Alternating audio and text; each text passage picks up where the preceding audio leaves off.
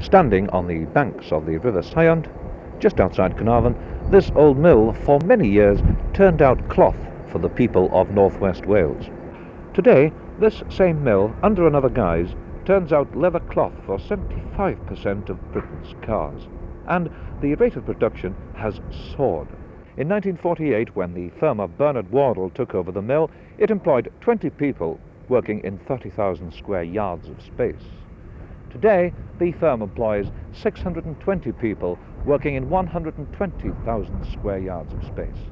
But this is by no means the end of the story. When these extensions here are finished, the firm will eventually employ over 1,000 people. For a North Wales industry, this has been an unparalleled growth within a mere 15 years.